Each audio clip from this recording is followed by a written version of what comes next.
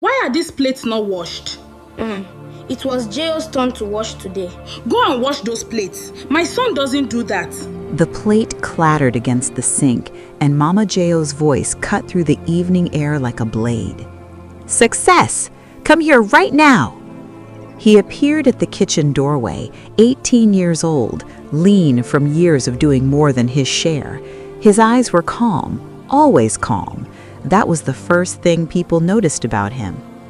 "These plates," Mama Jeo snapped, gesturing at the pile of dirty dishes from dinner, "are still sitting here. I am waiting." "Mummy," he said quietly, "it is Jeo's turn today. We agreed on Monday." "Who is your mummy?" Her voice dropped to a dangerous whisper. "Don't you ever call me that again. I am not your mother. Your mother is in her grave, God rest her soul." She straightened her wrapper. "And let me tell you something else. Jeo will not be washing plates in this house anymore. He is a man. He has more important things to do. And Chidinma, my daughter, will not touch those plates either. Her hands are too soft for that kind of work." Success stood there and looked at her, not with anger, not with tears, just looked at her the way a person looks at rain, something that falls on you whether you like it or not. Then he walked quietly to the sink, packed the plates, carried them outside, and began to wash them in the dark. What could he do?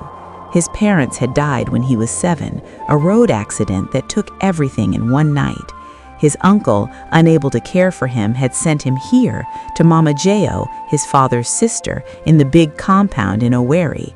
He had arrived with one box and a borrowed school uniform. That was 11 years ago. After that day, the plates were his, always, but so was the mopping. It started on a Thursday morning. Mama Jeo called out from her bedroom while Chidinma sat painting her nails in the parlor.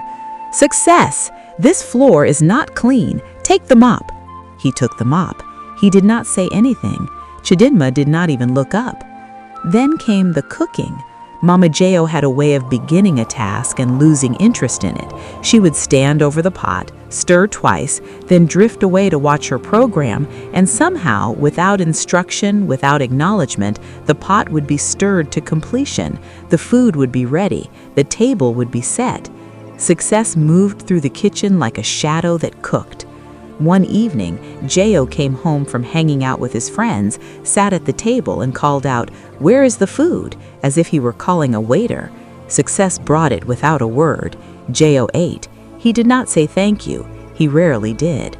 Then came the laundry. It was a Saturday and the whole compound could hear Mama Jeo's voice. "Success! Those clothes have been in that bucket since yesterday. Do you want mosquitoes to breed there?" The clothes belonged to Jeo. Success had learned over time that ownership meant nothing in this house. What needed doing, he did. He carried the bucket outside. Old Baba Emmanuel, who lived in the flat across the compound, watched him from his chair with sad, knowing eyes.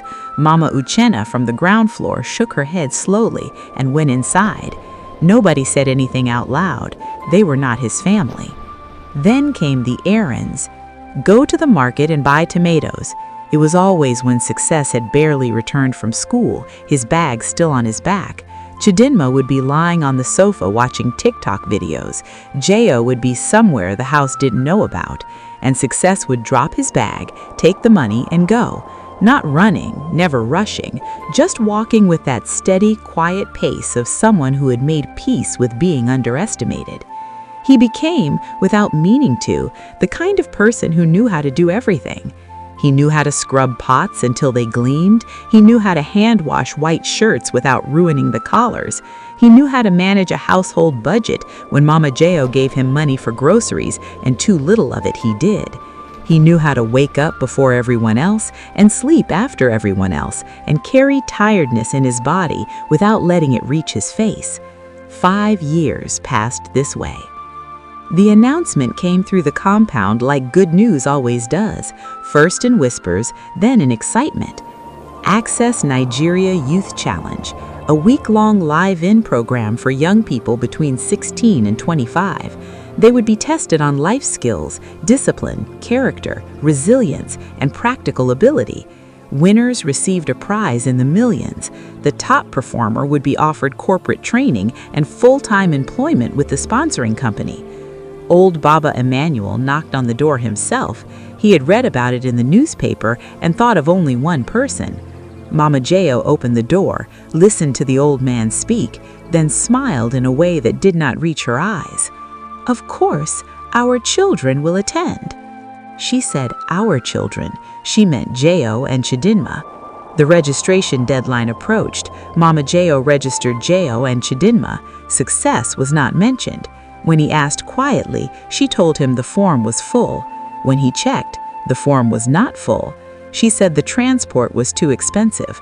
Mama Uchenna offered to contribute. She said he needed parental consent.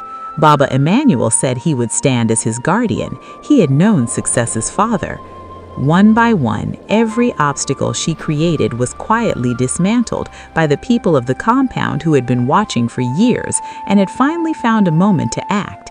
They gathered, argued, spoke firmly, and in the end, Mama Jeo folded her arms and said, "Fine, go. When you fail, don't come and cry to me." Success packed a small bag, the same way he did everything, without fanfare. The camp was held at a facility outside the city, 63 young people in total. The first day they were tested on cooking. Success made ofe onugbu from scratch, balanced the seasoning without measuring, managed his fire without waste. The assessors wrote things down. The second day was laundry and household management. He was done before most people found their buckets. The third day was budgeting. They were given a mock allowance and asked to plan meals for a week. He had done this in real life, with real consequences. He finished the exercise in 40 minutes. Then came endurance, waking at 5, physical tasks through the afternoon, night duty. He did not complain. He never complained. The other young people around him began to notice. They started watching him the way the compound had always watched him, quietly, respectfully. Jeo and Chidinma had arrived with the confidence of people who had never been tested. By day 2, Chidinma was crying on the phone to her mother because no one was making her bed. By day 3, Jeo had scorched his cooking so badly the assessors had to open windows. By day 5, they had both withdrawn, citing stress. Mama Jeo said nothing when they came home early. Success took first place. Out of 63 young people, he finished at the top. The prize, equipment, cash, a certificate that made the organizer's voice break slightly when reading it, was handed to him on a small stage while people clapped. He received it with both hands. He did not cry, though his eyes were bright. The company representative shook his hand and told him they would train him for 3 months, fully sponsored, and after that, a full-time role was his. He called nobody. He simply sat with it for a while, this feeling of being seen, of having it confirmed what he had known, quietly all along. When he returned to the compound, the neighbors came out.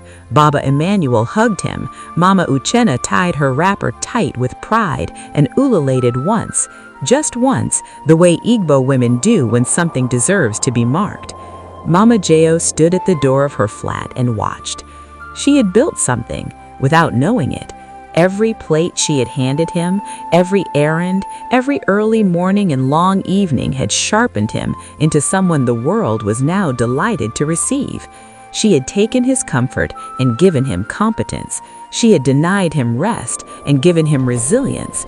Her cruelty had been, without any intention, the best training he would ever receive. And her own children, the ones she had protected from every inconvenience, had come home in the middle of the week with nothing. She said nothing to Success when he passed her. He said nothing to her either. He went to his room, the small one beside the kitchen, sat on the edge of his narrow bed, and allowed himself one quiet smile. Then he began to plan his future.